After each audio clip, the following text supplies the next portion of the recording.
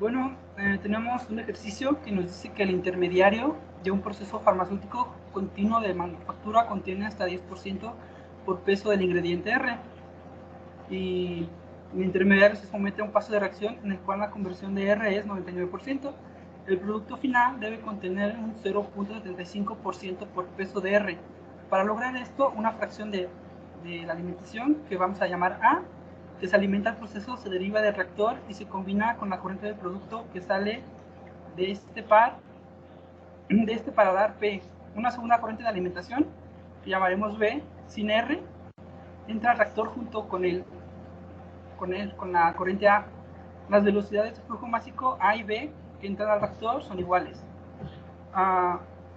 Tenemos el diagrama de flujo. Dice que entra una fracción del reactivo A, se deriva, y una parte se deriva y otra parte entra al reactor.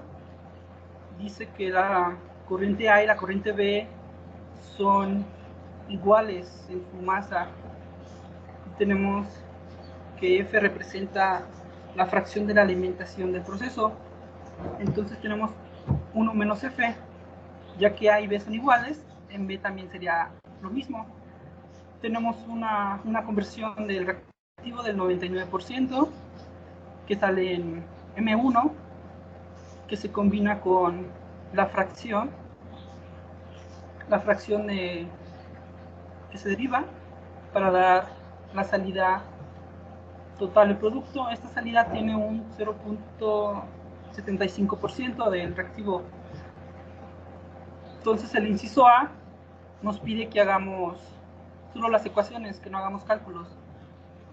Bueno, tenemos que la masa que entra al reactivo es igual a 2 veces la ecuación que podemos ver, 1 menos F por la masa de 0, porque son las mismas, entonces entran en la misma cantidad, por eso se multiplica por 2, y eso es igual a la salida en M1.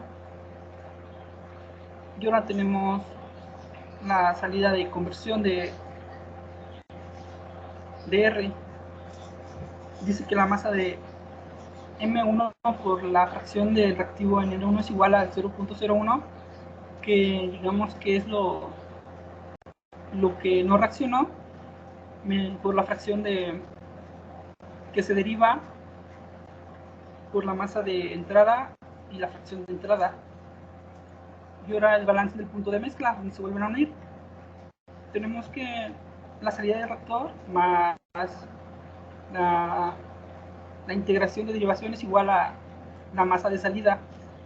Y ahora tenemos balance del reactivo en la salida, que es igual a la masa que sale del reactivo por su respectiva fracción, más la masa de la derivación igual por su respectiva fracción, y esto es igual a el 0.75% por la salida de masa en MP.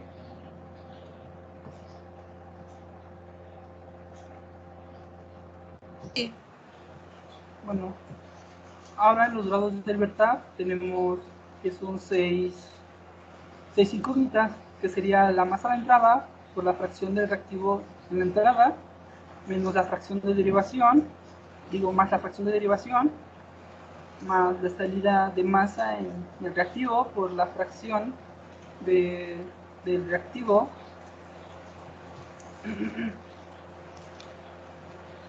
Y con eso serían las 6, y tenemos 4 ecuaciones que están al lado derecho, que es la masa en el reactor, la conversión, el balance en el punto de mezcla y el balance del reactivo en la salida. Entonces con eso nos darían 6 incógnitas menos 4 ecuaciones, lo que nos daría un total de 2 grados de libertad. Sí se ve, ¿verdad? Sí, ya se ve. Bien, ahora vamos a hablar sobre el inciso B. El inciso B nos dice que supongamos que se conoce la velocidad de producción del producto final, que en este caso pues se conoce como MP, y la fracción másica del ingrediente R en la alimentación del proceso, que se conoce como X subíndice RA. Nos dice que escribamos un conjunto de ecuaciones que puedan resolverse para las velocidades M subíndice A0 y M subíndice B0, a las cuales se debe alimentar A y B al proceso, no al reactor. Y para la fracción de la alimentación de proceso, también es F, que es la variable, con la relación de kilogramos derivados sobre kilogramos de alimentación fresca, que debe derivarse para lograr la fracción másica deseada del ingrediente R en el producto final. Y bueno, nos dice que aquí sería 0.0075. Dice que no debemos realizar cálculos numéricos, entonces, como podemos ver aquí del lado izquierdo, tenemos las ecuaciones. Tenemos la primera ecuación, que es el balance de masa en el reactor. La segunda, que equivale a la conversión del ingrediente R. Aquí tenemos en la tercera el equilibrio de masa en el punto de la mezcla. Y ya la cuarta, pues, es el equilibrio del ingrediente R en el punto de mezcla. Esas serían nuestras ecuaciones a utilizar. En este caso, es importante que también tomemos en cuenta en el inciso C, que nos proporciona dos datos. Nos dice que supongamos que MP, que es la velocidad de producción del producto final, es igual a 4.850 kilogramos.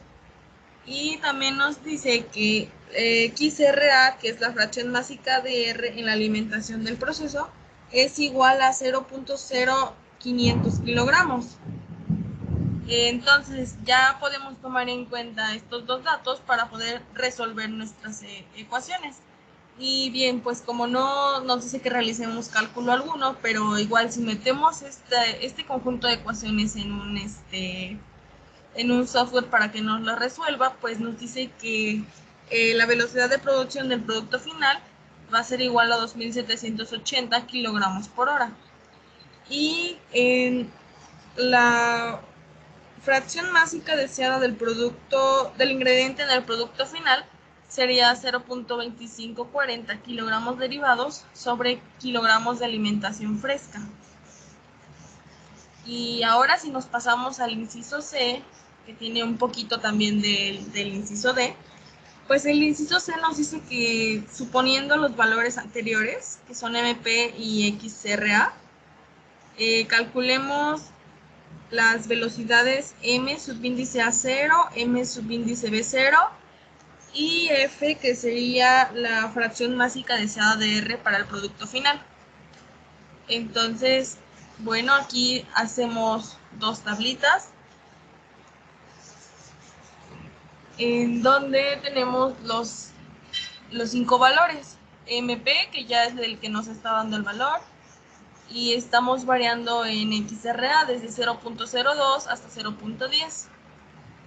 Metiendo las ecuaciones ya mencionadas aquí en este problema, pues tenemos las velocidades para los tres incisos. Entonces, haciendo una variación nada más en MP, en la velocidad de producción para el producto final, pues nos podemos dar cuenta que solo va a variar en estas dos velocidades. Pero en la fracción másica deseada del ingrediente R para el producto final se va a mantener igual. Y aquí tenemos el gráfico, en donde X equivale a X subíndice RA y Y pues es igual a la fracción másica para el producto final.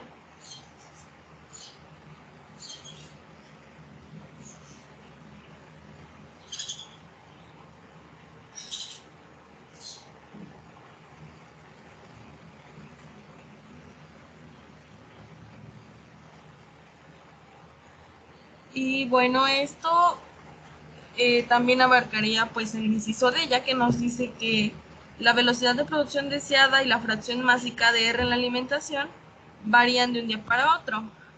Nos pide que empleemos un programa de resolución de ecuaciones para definirlo. Y bien, nos dice que apliquemos para generar una gráfica de F contra XRA. Y igual nos da los valores que hemos estado viendo y pues nada más hemos estado variando en XRA. Así que pues sí, sería la misma gráfica en este problema.